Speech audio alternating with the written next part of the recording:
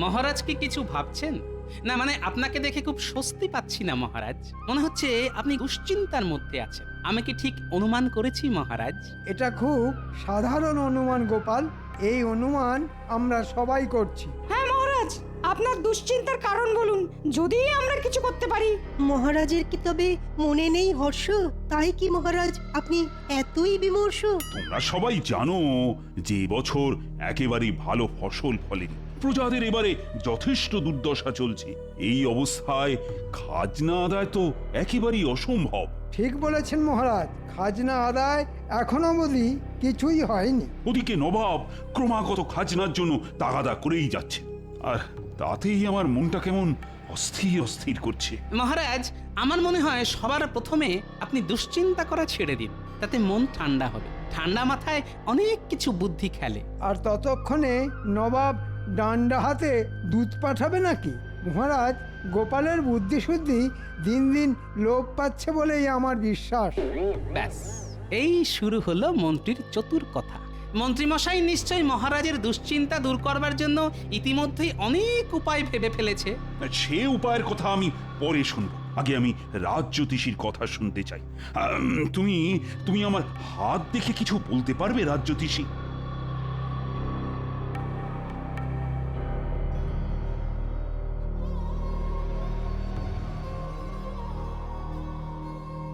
মহারাজ, আপনার হাত দেখে যা বুঝলাম তা হলো একটা অশুভ প্রভাব ছিল বটে। অশুভ? আচ্ছা, বেশ বেশ, তা এখন কি অবস্থা? সেই অশুভ প্রভাব কেটে গেছে, তাই আর আপনার বিশেষ কোনো চিন্তার কারণ নেই। চিন্তার কারণ নেই বলছো? তবে কি? মহারাজ, আমার মনে হয় এই সমস্ত গেঁয়ো যোগী দিয়ে আর কিছু হবে না। আমি কতদিন ধরে এখানে রাজজ্যোতিষী আছি সেটা কি ভুলে গেছেন মন্ত্রীমশাই? সেই জন্যই তো বলছি, আপনার সময় পেরিয়ে গেছে। মন্ত্রী, থামো দেখি। মহারাজ, আমি এমন একজন জ্যোতিষীকে চিনি যিনি হলেন ত্রিকালদর্শী।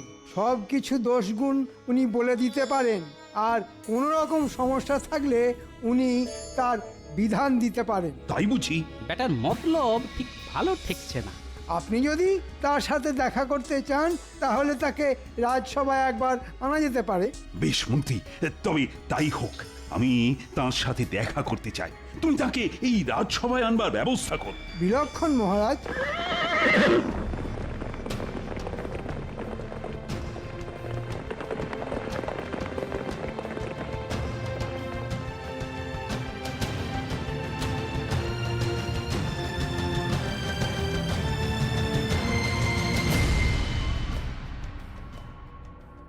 মহারাজের জয়। হ্যাঁ, নবাবের দূত। দেখেছেন মহারাজ, জ্যোতিষী বলল যে আপনার অশুভ প্রভাব কেটে গেছে, অথচ দেখুন নবাবের দূত এসেছে। কি সংবাদ এনেছো দূত? আমার হাত দিয়ে নবাব একটি পত্র পাঠিয়েছেন। কই দেখি পত্র।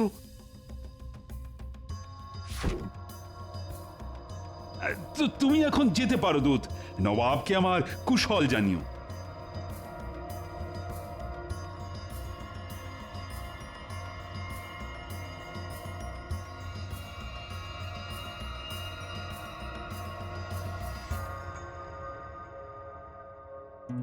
মন্ত্রী, এই পত্রে যা লেখা সেটা তুমি সবাইকে পড়ে শোনাও।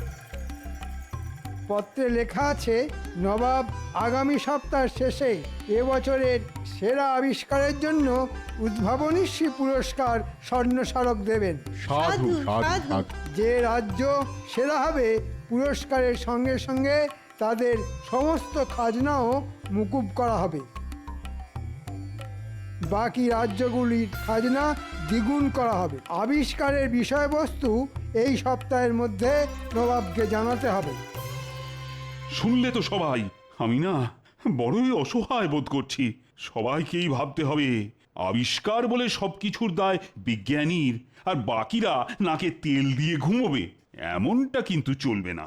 বুড়ো রাজা এবার সত্যি সত্যি বিপদে পড়েছে। দেখি এই সুযোগে কিছু কামিয়ে নেওয়া যায় নাকি।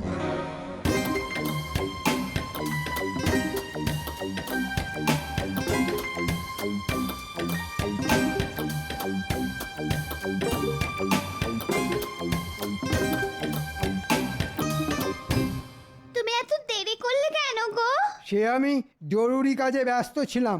কেন? দুজন অতিথি বসে আছে সেই কখন থেকে, তাই বললাম।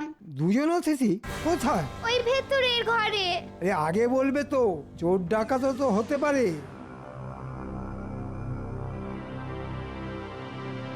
আপনারা কারা ঠিক চিনতে পারলাম না তো। আমি খাম্বাজ রাজ্য থেকে আর ইনি বর্ধমান রাজ্য থেকে এসেছি। আমরা খুব বিপদে পড়েই এসেছি। একমাত্র আপনি পারেন আমাদের বিপদ থেকে উদ্ধার করতে। সেটা কি রকম? আগে ওই আমাদের দেশে ওই আপনার কৃষ্ণনগরের মতো বিজ্ঞানী নেই, তাই নবাবের শর্ত রাখবার জন্য আমাদের কিছু আবিষ্কার করে দিতেই হবে। আমরা নিশ্চিত সেই আবিষ্কার পুরস্কার পাবেই। এতে আমার লাভ? এতে আমরা আপনাকে 5,000 মোহর দেব। এ তো দারুণ দাম। শুধু 5,000 মোহর? আপনি বলুন না আর কি চান। বিজয়ী হলে আমাকে মোহরের সাথে 50 একর জমি দিতে হবে। বলুন, রাজি? আমরা রাজি। আপনি মোহরের সাথে জমিও পাবেন। ঠিক আছে, এখন আপনারা চলে যান। কেউ যেন আমাদের সাক্ষাতের কথা জানতে না পারে। আপনি কোনো চিন্তা করবেন না, শুধু আমাদের এই বিপদ থেকে উদ্ধার করুন।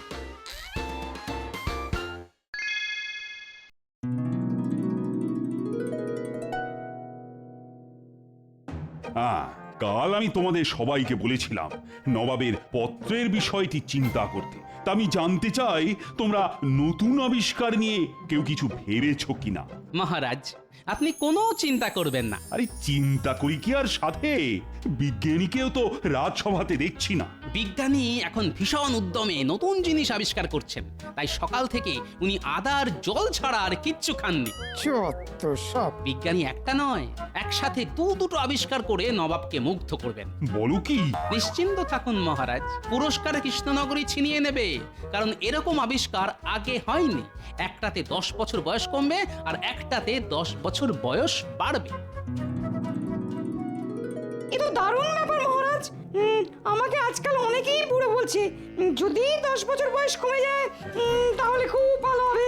আগে কৃষ্ণনগর বাঁচুক, তারপর দেখা যাবে। তা বেশ গোপাল, বেশ। তোমার কথায় আমি কিছুটা আশার আলো দেখতে পাচ্ছি। বেশ বেশ, এটাই আমার সুযোগ। ছিনিয়ে নেব আমি বয়স বাড়া কমার আবিষ্কার, আর তারপর কয়েক হাজার মোহর। শোন, তোদের দুজনকেই বলছি, খুব সাবধানে কাজ করতে হবে। আজ রাতে বিজ্ঞানীর ঘর থেকে আবিষ্কার চুরি করতে হবে, আর কাল জ্যোতিষী সেজে মহারাজের সামনে যেতে হবে। কিন্তু আমরা কি বলবো মহারাজের কাছে? শোন, মহারাজের সামনে শুধু অঙ্গভঙ্গি করবি, কোনো কথা বলা যাবে না, তাহলে ধরা পড়ে যেতে পারিস। যা, আজ রাতের কাজ কর। ওই চুরিটা তোরা বেশ ভালোই পারিস।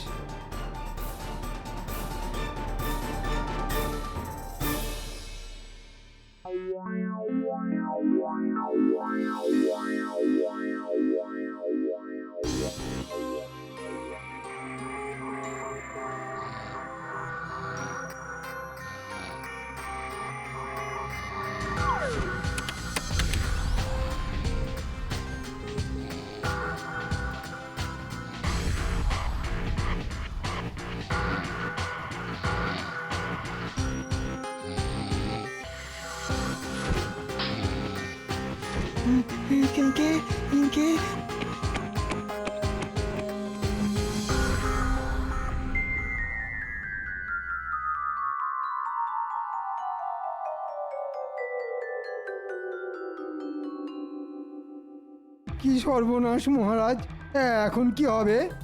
আমিও তো কিছুই বুঝতে পারছি না। আমি দেখেছি স্পষ্ট, একজনের হাতে লণ্ঠন ছিল। হায় হায়, কি হলো? আবিষ্কার যে চুরি হয়ে গেল। আমার মনে হয় না এতে বিশেষ কিছু চিন্তার আছে। মহারাজ, আপনি তো দূত পাঠিয়ে নবাবকে বলেই দিয়েছেন যে আমরা কি আবিষ্কার করেছি। হ্যাঁ, দূত আমি পাঠিয়েছি। আবিষ্কার চুরি হয়েছে, কিন্তু আবিষ্কারক আমাদের সাথেই রয়েছেন। আমার মনে হয় বিজ্ঞানী আবার বানিয়ে ফেলতে পারবে। আগে মহারাজ, আমি আবার বানাতে পারবো। যাক বাবা, তাই যেন হয়। মহারাজের জয় হোক, নবাবের দূত এসেছেন। দূত? আচ্ছা আচ্ছা, পাঠিয়ে দাও। বুঝতে পারছি না আবার কি হবে? ওহ,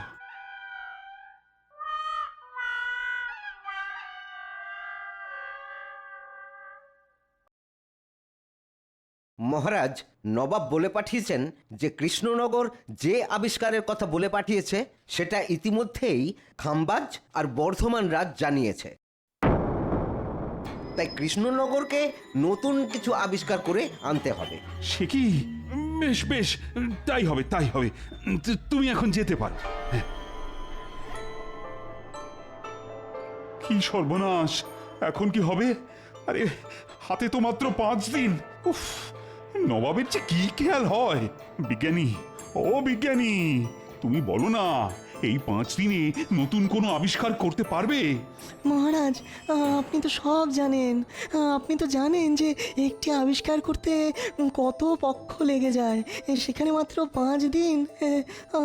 আমি পারবো না মহারাজ, আমাকে ক্ষমা করবেন। ও গোপাল, তুমি আমার একমাত্র ভরসা। কিছু কি উপায় আছে? আমাকে একটু ভাবার সময় দিন মহারাজ। আরে আরে, ভাবতে গেলে সময় তো লাগবে। কি ব্যাপার প্রহরী? মহারাজ, দুজন সাধু বাবা এসেছেন। সাধুরা বাইরে কেন মহারাজ? এ হলো আমার সেই ত্রিকালদর্শী জ্যোতিষী। সে কি? নিয়ে এসো মন্ত্রী।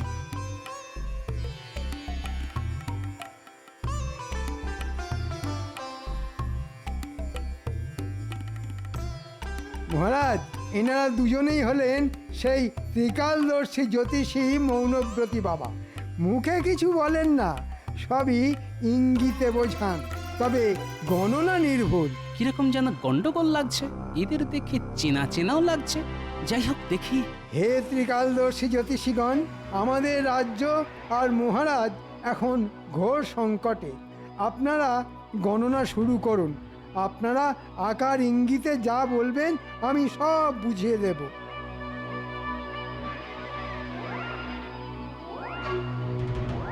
রাজ্যের ওপর ঘোর অমঙ্গল নেমে আসছে মহারাজ, ঘোর অমঙ্গল।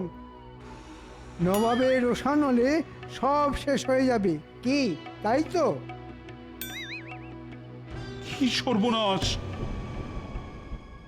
রাজাকেও বার্ধক্য গ্রাস করেছে, তার পক্ষে রাজ্য রক্ষা করা সম্ভব নয়। সে কি হে জ্যোতিষীগণ, এর থেকে বাঁচার কি কোনো উপায় নেই? আছে বা একটু বলুন।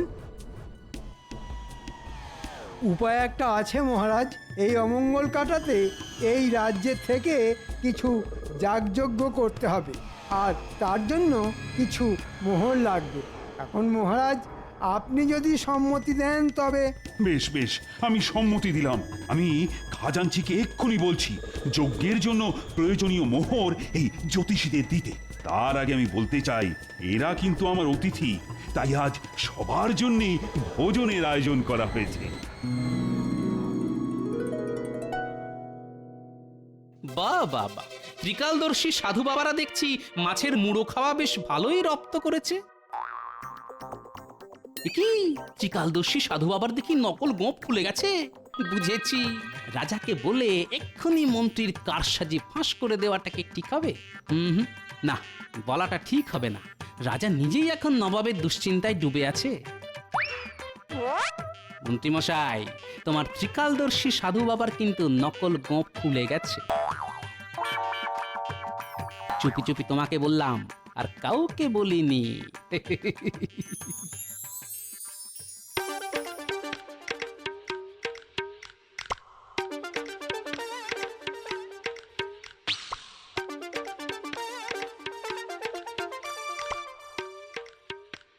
ব্যাপার বলো তো তোমার, সেই কোন সকালে বেরিয়েছো, কোনো খবর নেই। বলি চিন্তা হয় তো নাকি?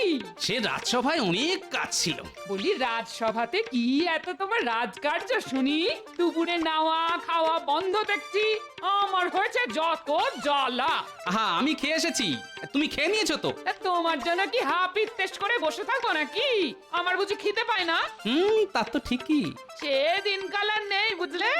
বাবুর জন্য বসে থাকবো আর তিনি কখন এসে খাবেন। তা তো ঠিকই। ঘরের খাবার তোমার পছন্দ নয় সে তো জানি। আনু কি ছাই বাজার থেকে 4টে মূল্য, 2টো পটল, একটু আলু, ছি আর নিজে রাজবাড়িতে ভালো মন্দ খাবে। এই রাজা একটু খাতির করে খাওয়ালো আর কি। তোমার জন্য আমার সারা দুপুর আজ অশান্তিতে কেটেছে। হ্যাঁ, আমিও কি চাই খুব শান্তিতে আছি? আমারও অনেক চিন্তা, অনেক কাজ, বুঝলে? তোমার কাজ কি আমি জানি, বেশ জানি। আমাকে বেশি বোঝাতে এসো না, করো তো রঙ্গরসিকতা, বলে কি না অনেক কাজ। গিন্নি, এখন আমার মাথা খেও না তো, বলছি তো অনেক কাজ। তা তো ঠিকই, আমার কথা এখন তোমার মাথা খাচ্ছে।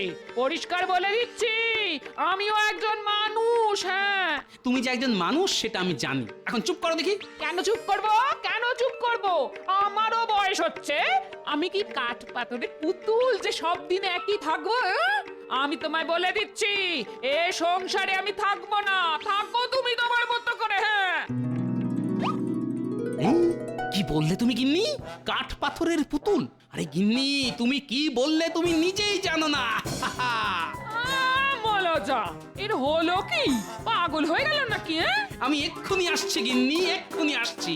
উমা গো, হলো কি? এই কোথায় যাচ্ছ?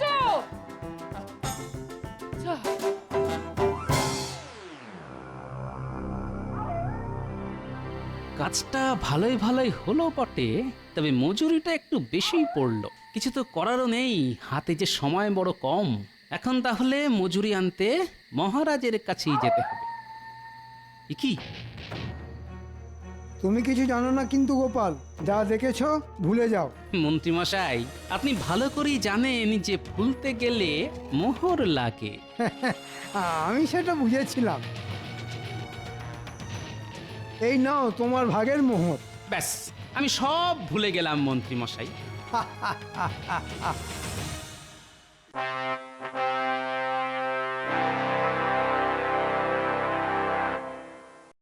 মহারাজ, ওই সাধুদের আনতে কি আপনি বলেছিলেন? হ্যাঁ গোপাল, ওরা ত্রিকালদর্শী যে।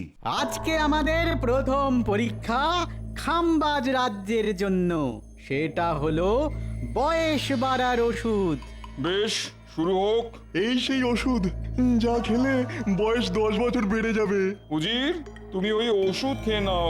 নবাবের যা হুকুম।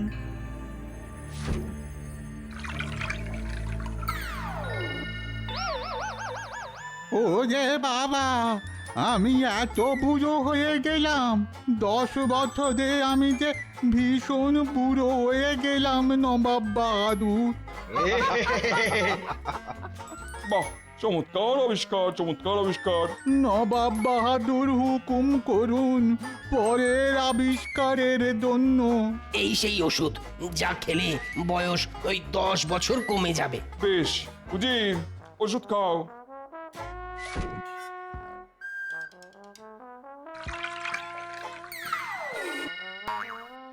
চমৎকার, চমৎকার। এবার এসেছে কৃষ্ণনগরের পালা। বলো, তোমরা কি আবিষ্কার করেছো? গোপাল, তোমার মুখ থেকে শুনি।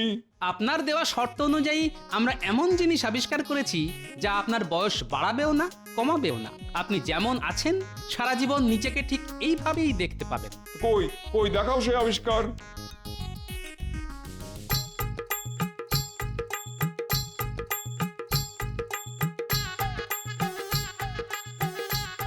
কি, এ তো আমার মূর্তি। ঠিকই নবাব বাহাদুর, এই মূর্তিতে আজ যেমন দেখছেন নিজেকে, 5 বছর পর, এমনকি 50 বছর পরও নিজেকে ঠিক একইভাবে দেখবেন। দারুণ, দারুণ, সত্যি সেরা আবিষ্কার গোপাল। পুরস্কার তুমিই পাবে, সেই সঙ্গে কৃষ্ণনগরের খাজনাও মুকুব। নবাব বাহাদুর, এ কেমন বিচার? আমরা এত দারুণ সব জিনিস দেখালাম, আর গোপাল ওই মূর্তি বানিয়ে প্রথম পুরস্কার জিতে নিল। তোমাদের যে আবিষ্কার, সেই আবিষ্কার কৃষ্ণনগরও করেছিল, কিন্তু আগে না জানানোর জন্য আমি সেটা বাতিল করি। তবে গোপালের আবিষ্কার সত্যি অভিনব। কিন্তু কৃষ্ণনগরের মন্ত্রী আমাদের 5000 মোহরের বিনিময়ে এই আবিষ্কার দিয়েছেন। এখন সেও গেল, সঙ্গে দ্বিগুণ খাজনাও দিতে হবে। এরপরে মন্ত্রী আমাদের থেকে জমিও চেয়েছেন। এ কি কৃষ্ণচন্দ্র, তোমার মন্ত্রী তো দেখছি জোচ্চোর।